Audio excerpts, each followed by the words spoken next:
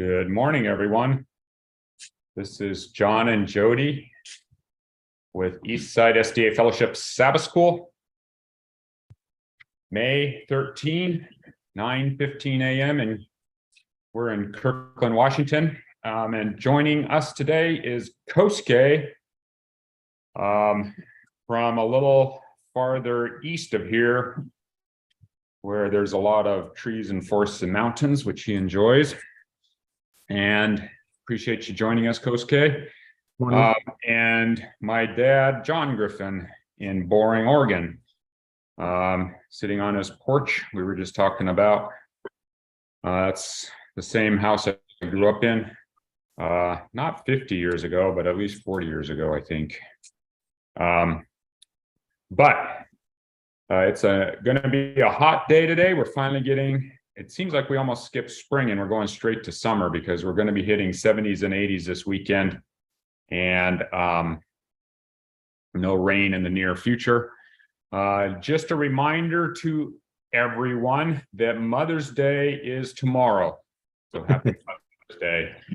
And if you're fortunate enough to be on this call and you've forgotten, tomorrow is Mother's Day.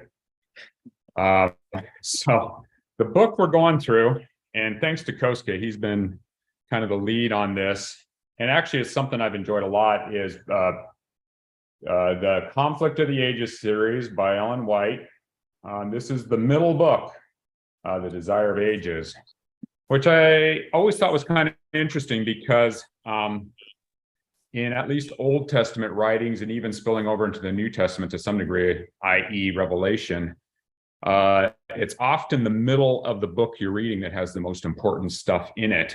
And this series, The Desire of Ages, is the middle book, and it's the story of the life of Christ here on earth, which has been honestly very impactful to me in my life. And any works on the life of Christ that are biblically based, I enjoy a lot.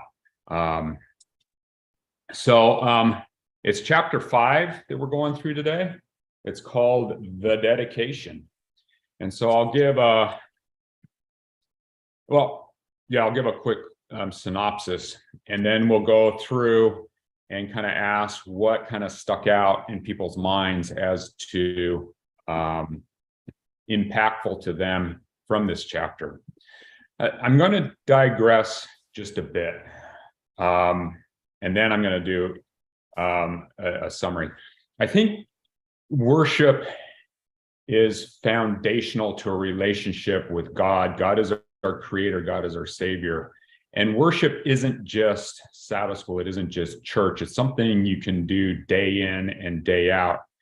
And I think at least the two main components, and obviously it spills over in a lot of ways, to worship include prayer and reading the Bible. And I think the two go hand in hand. And more, the reading of the Bible and coming up with your own thoughts on that and how it impacts your life can lead to prayer and having God give you the strength to make the changes you need to make in your life. And then making those changes can often lead you back to the Bible, to other areas where it talks about maybe some of those changes that need to be made. And more relevant to this discussion now, how we can learn from Jesus's life here on earth. Now, this obviously spills over. There's other types of worship. There's music that, again, comes out of a lot of the same sources. There's family worship, individual worship, group worship, getting out in nature. There's a lot of aspects of worship. But this is just something I felt like I should mention. I'm not sure exactly why. But this chapter is the dedication of Jesus. Joseph and Mary end up in Bethlehem, which is important prophetically, because the Messiah was supposed to come out of Bethlehem, and Joseph was from Nazareth. And so how does prophecy get fulfilled? Well, ironically enough, it is through Caesar. He gets in his head that he needs to do a census of all the people in the Middle East, I guess. And so this requires that everyone go to their hometown. And for Joseph, that ends up being Bethlehem. And he's got his wife-to-be, heavy with child, making this trip. And they get to Bethlehem and they have the baby. And so the baby is born in Bethlehem. But then to fulfill the laws that they had at the time, a couple things needed to happen. And that included getting to Jerusalem for three main things that were required after a baby. And this is not directly in this chapter, but I did do a little bit of research. There is a circumcision that needs to take place for male child 8 days after the birth. And this is also when the name is made official. And so 8 days later, circumcision is done. And that is not what this chapter is about. But this chapter has more to do with the other two rites that need to happen. And that is the purification rite and the offerings that need to be done for that. And so the very first sentence in this book, in this chapter of this book, talks about 40 days after the birth of Christ. Well, when a woman had a child, she was considered unclean for 40 days if it was a male child and 80 days if it was a female child. I have no idea why. And that might be a whole nother issue. But that is why we're in Jerusalem in the temple 40 days later. And then there were two offerings that needed to be done at that time. One was a sin offering, and I think the other one was a burnt offering that usually would require a lamb and a pigeon. But if you were poor enough, it would be just 2 pigeons. And I don't know how much pigeons were at the time, but it does make sense that it would be a lot cheaper than a lamb. And so the 2 pigeons was what was considered offering of the poor.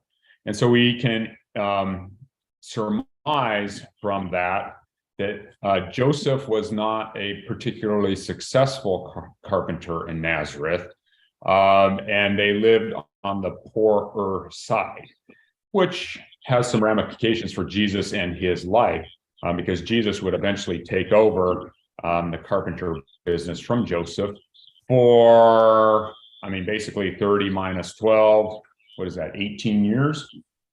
We can say that that Jesus himself was a craftsman working out of a carpenter shop in Nazareth. And so some interesting things happen at this dedication ceremony where these offerings are being given. And Ellen White talks about how the priest that's doing the dedication part of this service is kind of just in the system, doing one little dedication after another and doesn't recognize what's going on. But then 2 people kind of bring to light the importance of what is going on. And that's really, in a lot of ways, what this chapter is about. It's about Simeon and Anna. Thank you. And a little bit of research that I did on them was interesting, because they are what one commentary talked about as the quiet in the land. And so and I think it's true today, there are a group of people that are part of systematic religions that have their own rules and regulations and are in the process of saving souls, but kind of lose sight on the bigger picture. And then there's always people that are kind of a little bit in the background that are doing the prayer and study of the word that might have a little bit more insight and might be closer to hitting the nail on the head with a lot of issues we're dealing with than the leadership per se. And sorry, Sam, it's not an indictment against you. But this book, William Barclay, is a commentary that I like a lot. It's part of the the Daily Study Bible series. If you get on Amazon, this is the old one, but they have some updated ones because it has the same problem that a lot of Ellen White's works have, in that the language is old. It's fairly non-denominational, it's Protestant, and it's not always perfectly accurate, but it's his ideas of what we're going on in this chapter. And what he says is that Simeon and Anna, in his opinion, would be considered the quiet in the land, which, based on their lives, they were holy lives and led by the Holy Spirit. The dedication ceremony is done, and then these people show up, and basically, I don't know the good word for it, they bring to light that this is more than just a regular baby dedication, that this is the dedication of the Son of God, and the first time we see him in the temple. And early on, it's announced to the shepherds, and they're spreading the word. Surely there were other people in the temple, including this priest that was standing right there, that would see that more is going on than just another baby dedication. And so I think maybe I'll just leave it at that, because I always tend to talk too much, and we don't want to lose time for the discussion of what other people had to think.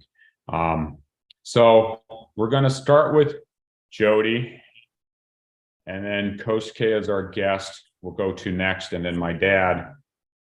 In this chapter, there's certainly more, and I think the end of the chapter is particularly interesting because Ellen White teases out some very important ideas that I think affect us very directly. But go ahead. What was your impressions on this chapter?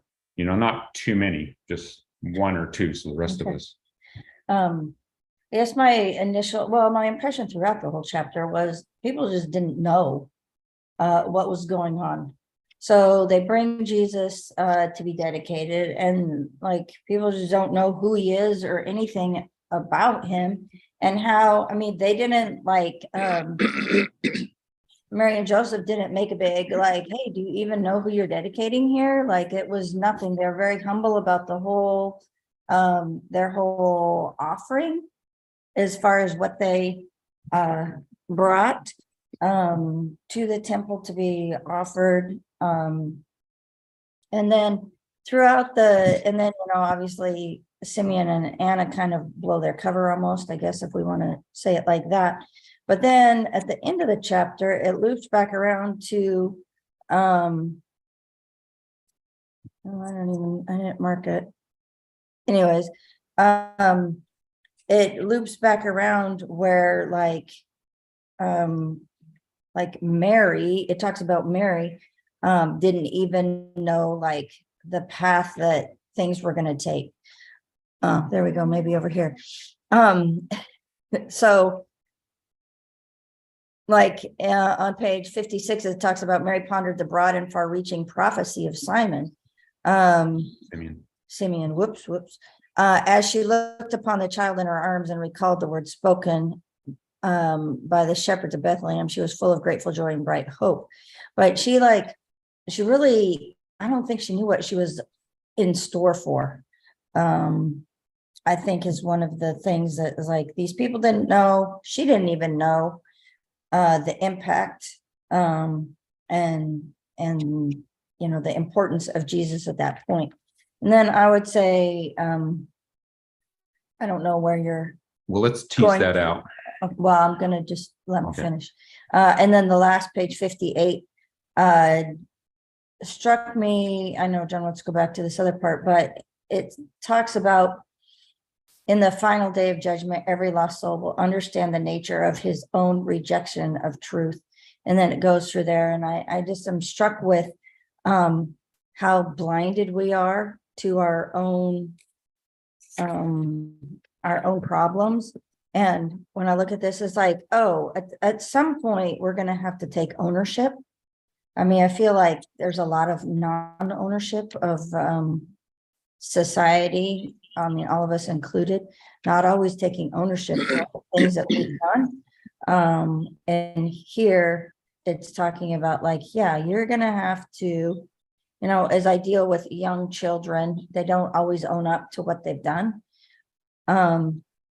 And like it's talking about men will see what their choices have been, and every question of truth and error and longstanding, like their judgment will come to, what your choices will eventually, you'll eventually face them. And I was like, how different that is from where we're at right now in time, where not a lot of ownership with what people do. We like to blame something or someone for our actions. Anyways, those were kind of my 2 cents right there. So let's tease apart, I think, and the two, I think, may go hand in hand to some degree.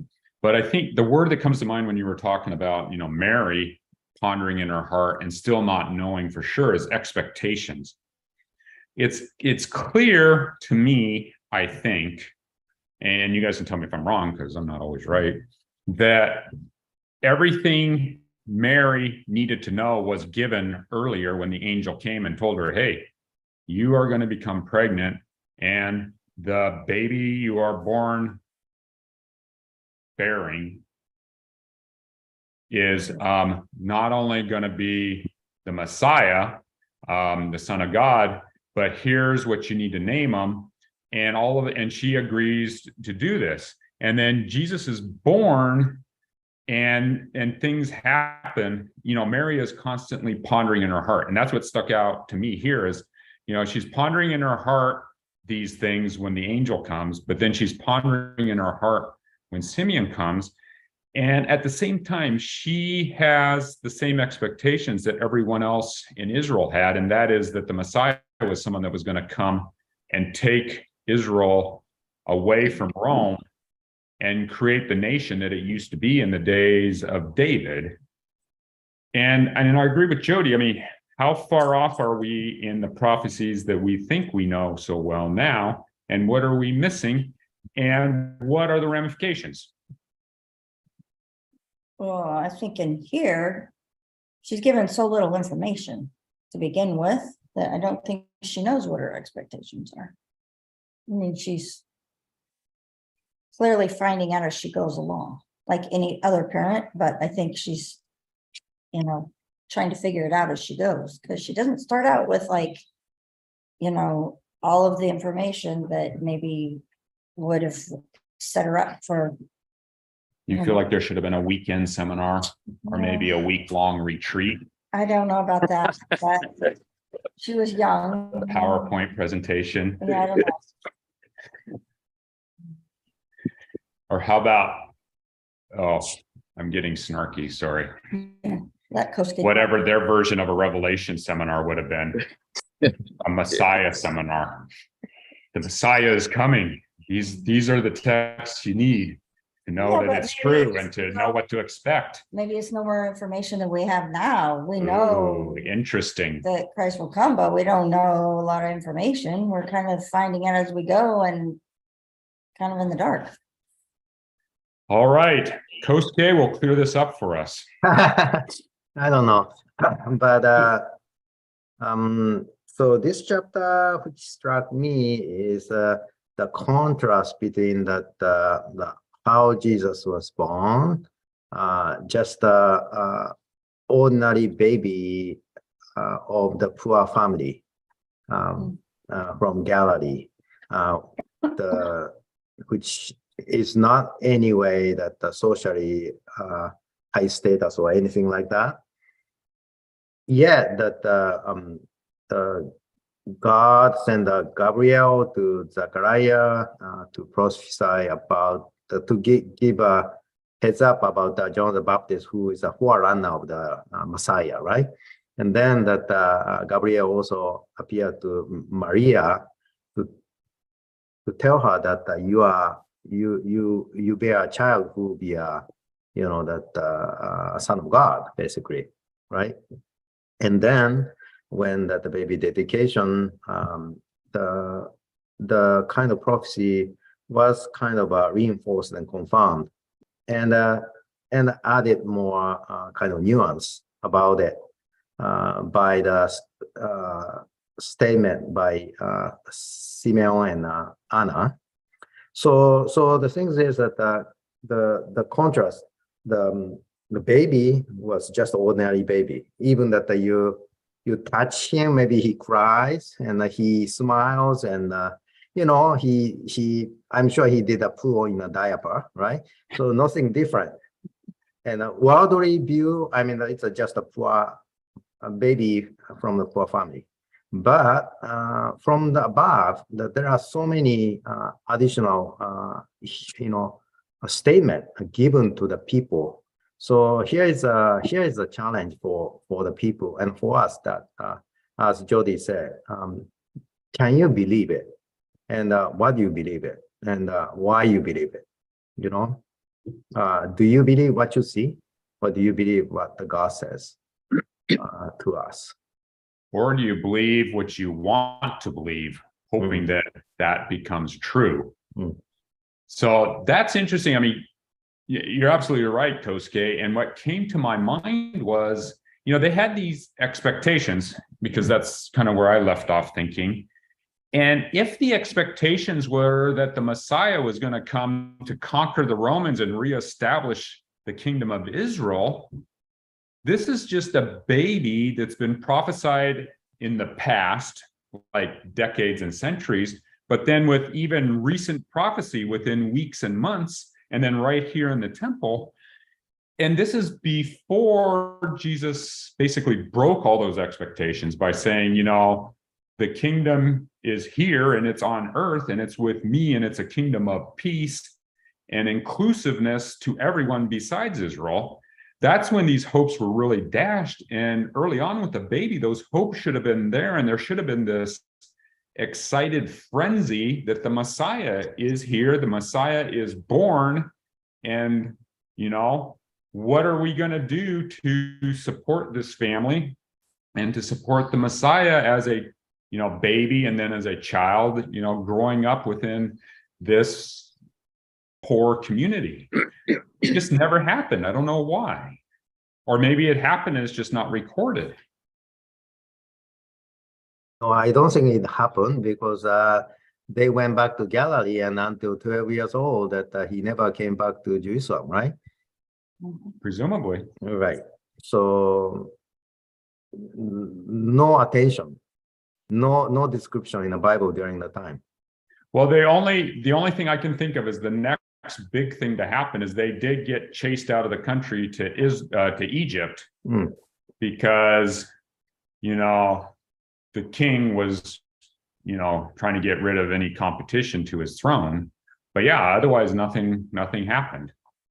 Yeah. So another interesting question is that if people would have recognized him as a Messiah, how they treated him and the family. What could have happened? We might not ever know. All right. Dad, what were your first impressions?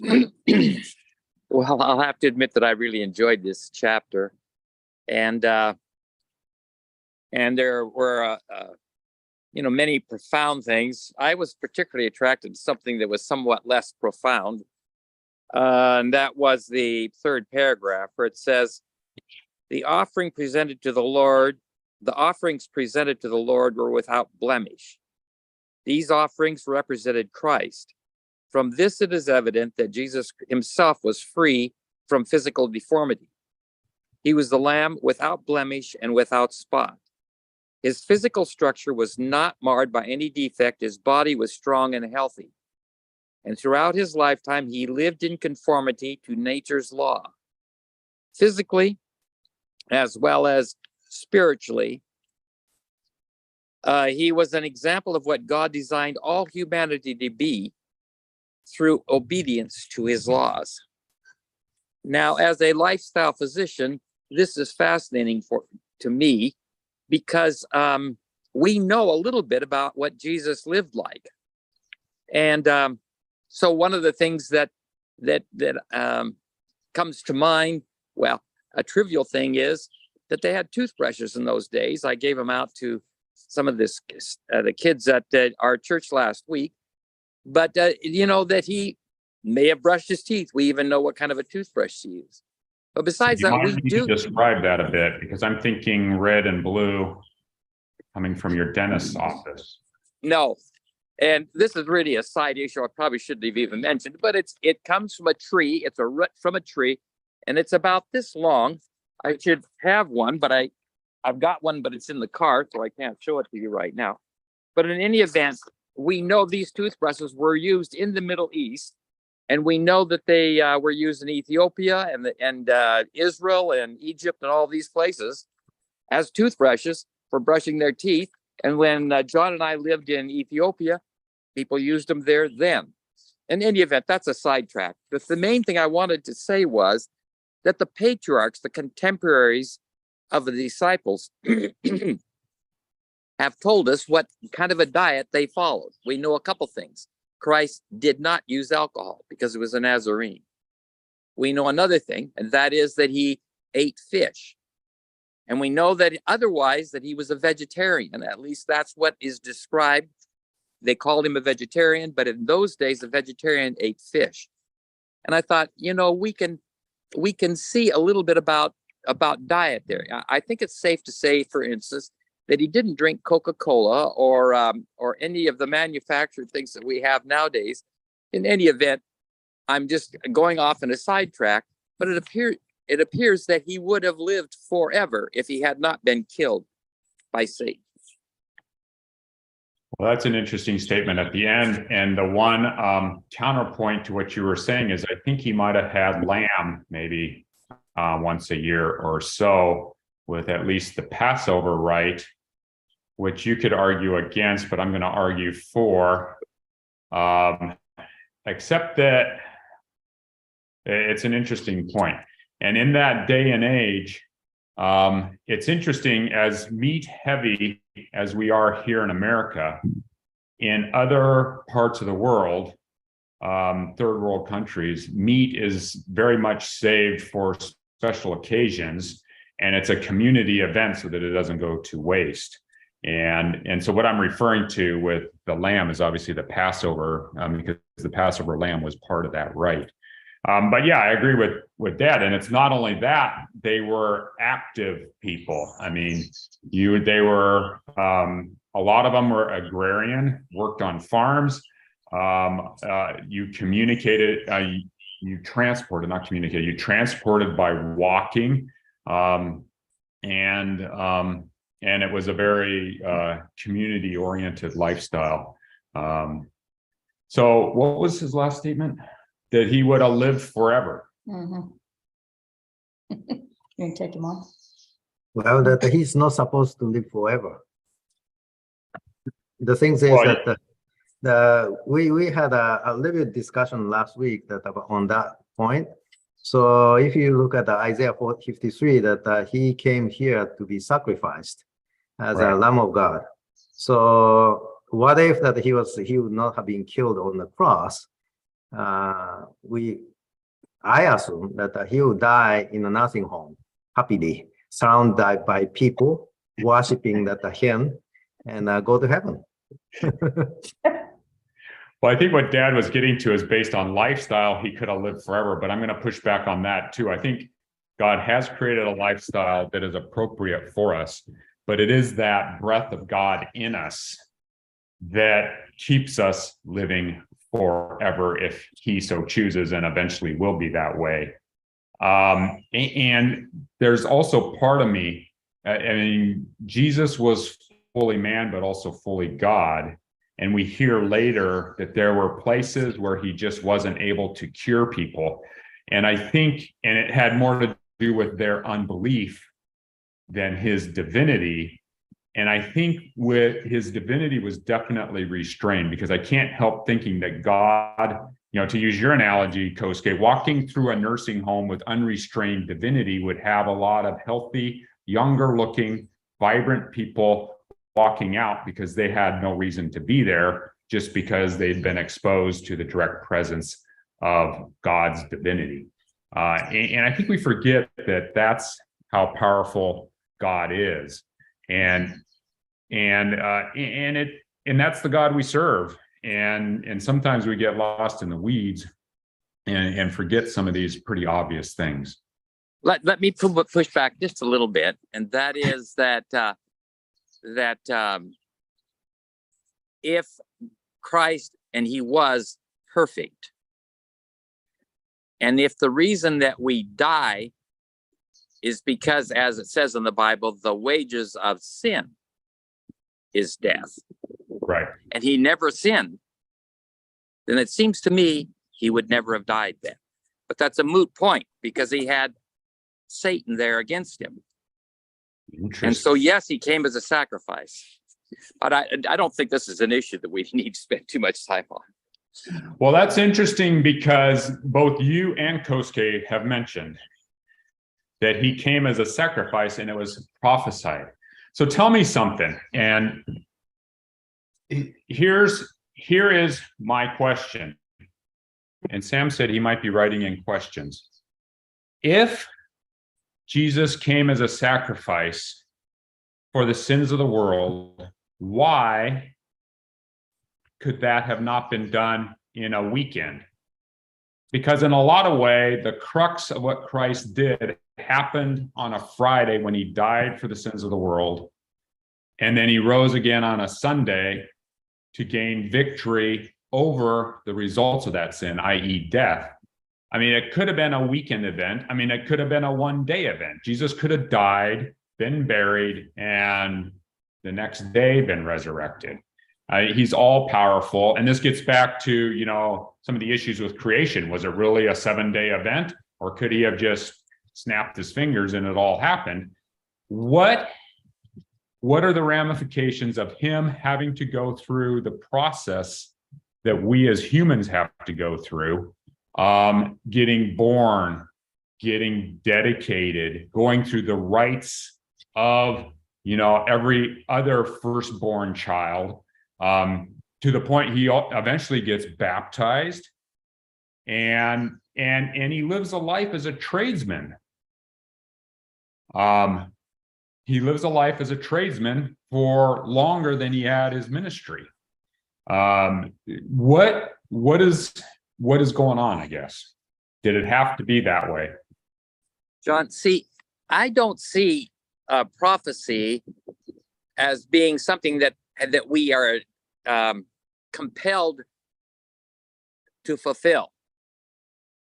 I see prophecy as saying, okay, this is what's going to happen, but it's just telling us about it. Because we do have prophecies that did not get fulfilled because things changed. And so that this prophecy, it seems to me, was really just saying, okay, this is what's going to happen. This is not a good thing, and that it is a bad thing. And it's going to be a really terrible thing for many people, but it is something that will make it so that humanity can be saved. Kosuke, any thoughts?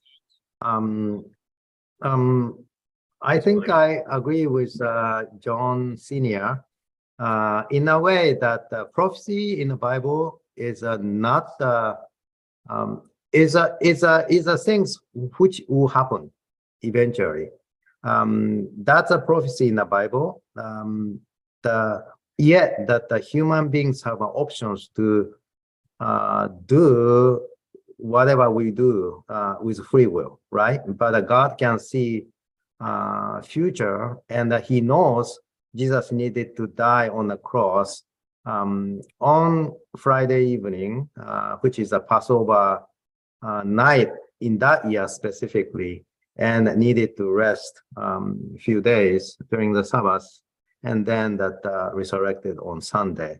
I think that's also probably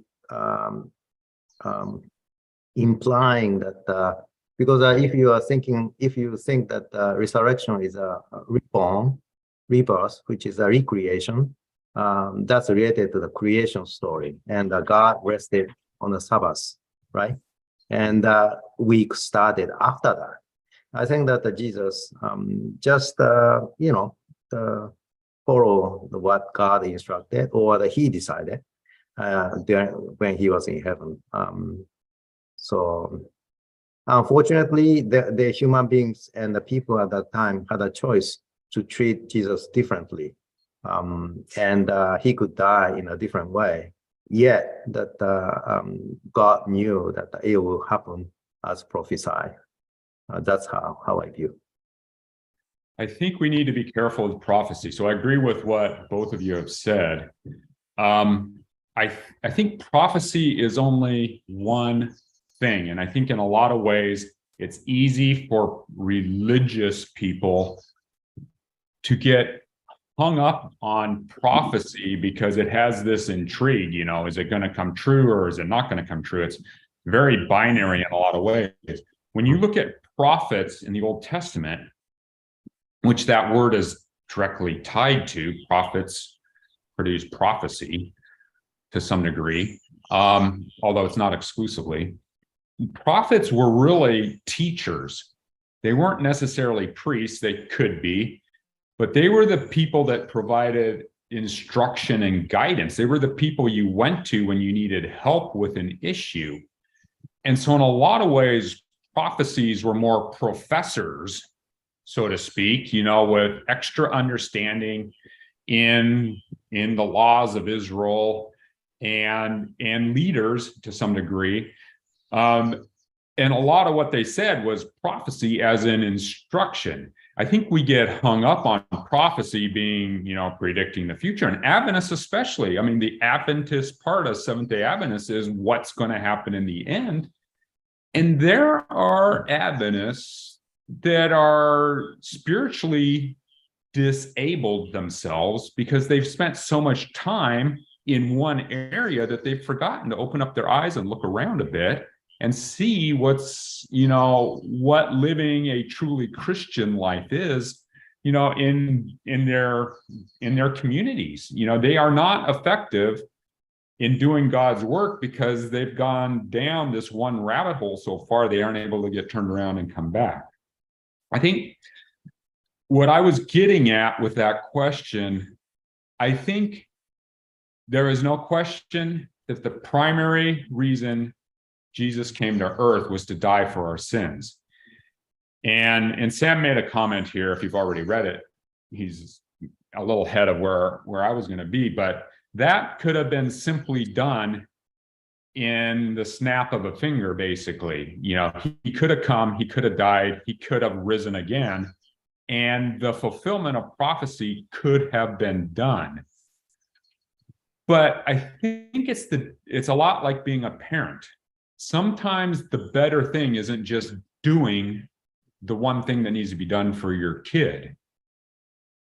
Sometimes the better thing is to lead them through the process of making the choices they need to make to decide what the best thing is for themselves. And then sometimes it's helping them accomplish that on their own instead of just doing it for them. And we get a lot better picture of God by seeing Jesus and how he lived here on earth than if that fulfillment of prophecy had just happened with the snap of a finger. We would know nothing about God except that he, does what he says. You don't know that God's a loving God. You don't know that God is willing to do everything he can to save you and to help you to live the best life that you can possibly live in the meantime. Sam's comment, I'll just read, do you think you could trust and follow a God that didn't understand what it meant to be a human being? And he says, I don't think I could. And I tend to agree. He goes on to say, I think God would be so removed from my experience that my own free will would reject his integrity and God would be meaningless to me. And I think there's a lot of that going on, that it is a testament to the love of God to not only fulfill that prophecy, but to also send his son to become born, dedicated, baptized, and to live a life in his community and eventually reach out to others and show us what he really was like. That's a God that is much more than any other God that they had at the time and that we've had ever since. And that's a God you can love and you can follow and you can try to change your life to improve on it. And Jesus's life here on earth is a life you can model even today in a lot of ways. Can I say John. something? Oh, okay. John Senior, please. What I was just going to say that yes, it told us about what Christ was and what God was like. But also very important is that it told us what Satan was like and what direction he was going. So that with all of his criticism and pride and sophistication, beauty, and all this, that he was in the wrong all the way along. And it seems like to me that the ultimate character of Satan was displayed on the Calvary and what he did to Christ. And it seems like to me that that not only shows what God's like, but it also shows what Satan's like. And it seems like to me that the contrast is the thing that draws us to it. Yeah, and I'll let you speak in a second, Kosuke, but that's interesting because, I stand somewhat corrected. We forget that we're only part of what has been going on for much longer throughout the universe. And it's just getting played out here on this stage we call Earth. And we, unfortunately, are sinners on this earth that have been saved, but the whole universe is watching because there's this bigger story that has to do with Satan and his accusations against God and how that was played out with Jesus here on earth and ultimately his death and resurrection. I want to get back to that. Kosuke, what were you going to say? Yeah, so related to the prophecy, a meaning of the prophecy also, and also that touching that John Senior's comment, God told us that he will not do anything without giving us a prophecy in advance. The reason why is, imagine that if there isn't any message to Zachariah, there isn't any message to Maria or Joseph. God cannot give that challenge to the people without telling what his expectations, what his desire, and what ultimately that his love to us, right? So prophecy is a kind of a signpost in human history, and we see that it as a kind of a guidance by God. Now we have a free will, and we have a free will that to choose between God and Satan. But by showing us and giving us those prophecy, which is a communication between God and human being, initiated by God, that we have a choice to choose between God and Satan. That's how I see it. And you're getting on to how I wanted to close this discussion. But first, the quote that came up earlier that I didn't get to say becomes relevant now. It's on page 57 and almost right smack dab in the middle of the page. It says, "No truth essential to our salvation is withheld, and no miracle or mercy is neglected. No divine agency is left unemployed." And what that told me, and that's right in the middle of this paragraph that talks about Satan and how he has represented God as selfish and oppressive and claiming all and giving nothing, requiring the service of his creatures for his own glory and making no sacrifice for their good. Obviously that's not true, but it sounds like based on this one sentence, no truth essential to our salvation, no miracle of mercy, and no divine agency. It's all there. Everything we need for our salvation is in this book, the Bible, which includes the prophecy. It's in the life of God. It's in our communication with God through prayer, that the salvation is not required to know all these prophecies and to make sure all these prophecies are fulfilled. They're in making that choice. Who do you choose? And I think that's what Ellen White's getting at in this last full page, which is on page 57 and goes on to page 58. I think we live in a world where people don't want to choose. They don't want to say they're a Christian. They don't want to say that they're not a Christian. They want to kind of be able to be what they want to be and not be nailed down. But I think ultimately, Christ, especially Christ on the cross with his love, is going to force a decision. And the only question is, when are you going to make that decision? You said, Fair enough. But I think, I mean, what you're saying is people just don't want to commit. Because then they're, like, am I actually going to be a Christian, or am I going to, when it's convenient? And I think that's the commitment is the hard part for a lot of people. True.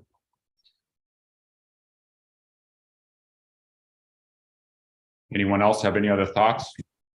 I did not want to suck the wind out of all the discussions. Yeah, I think that as Simeon that prophesied or mentioned, he will, what he says, he will let the people stand or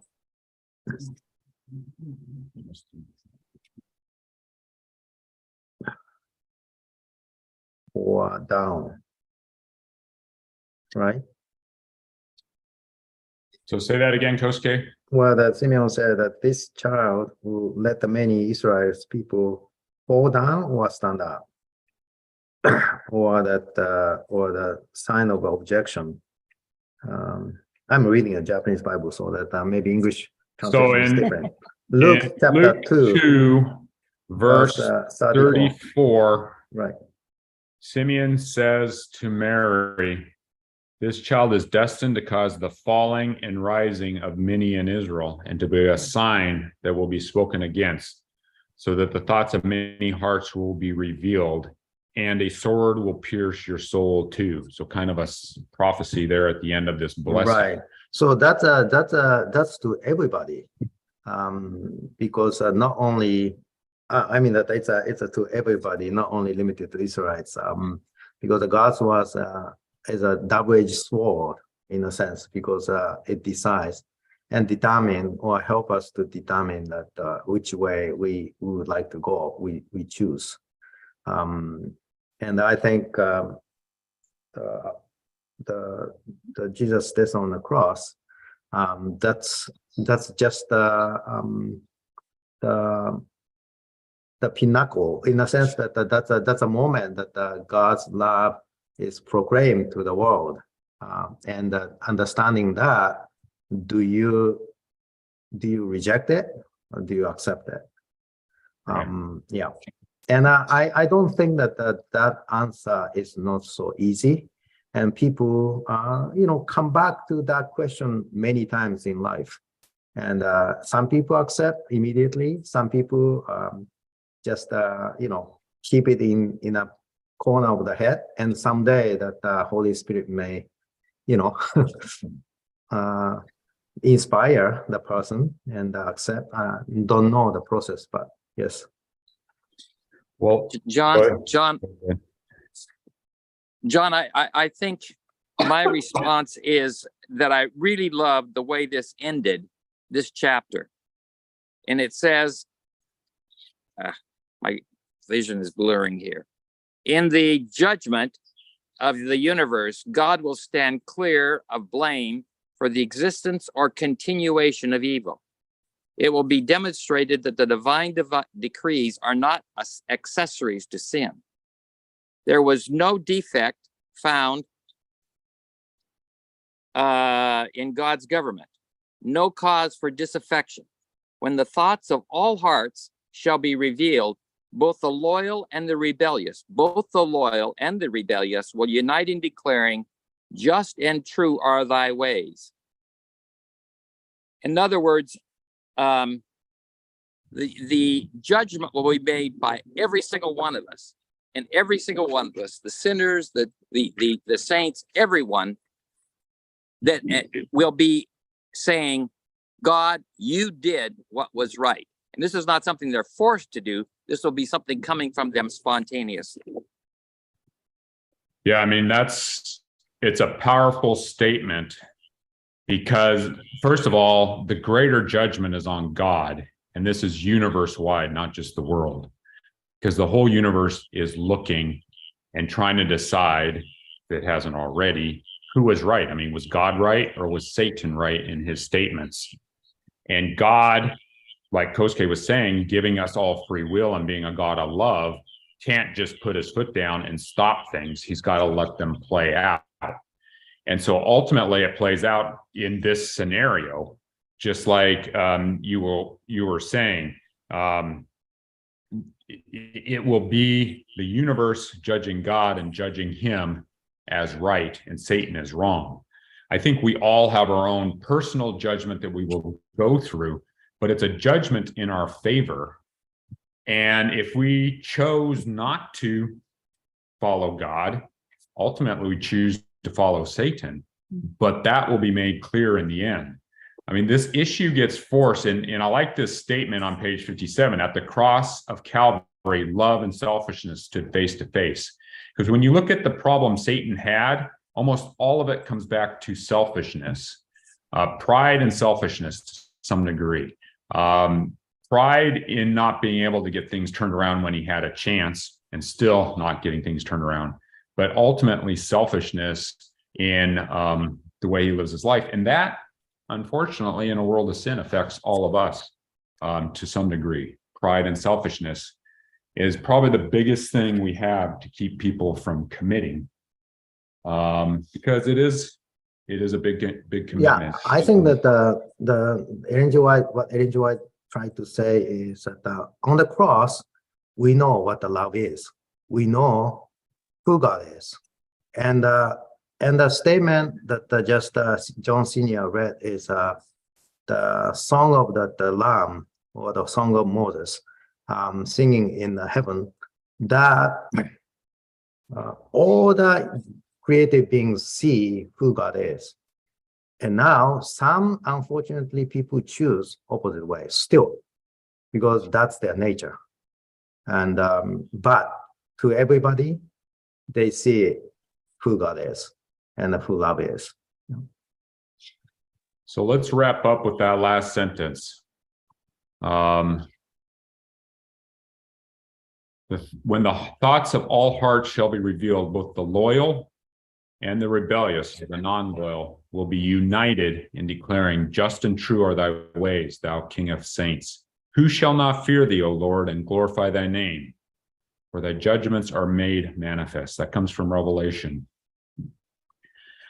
So appreciate everyone joining us. Thank you, Kosuke, for joining us. It's an interesting, small chapter in a lot of ways in Jesus's life, but a lot can be learned. Next week, we will be talking about We Have Seen a Star, chapter 6. This week, we have a little bit of a break for an hour or so, and then church will be starting. There will be an online component to the church as well at Eastside SDA Fellowship. I would encourage everyone in their worship to reflect and look at your lives and see how your pride and your selfishness is affecting your relationship with God.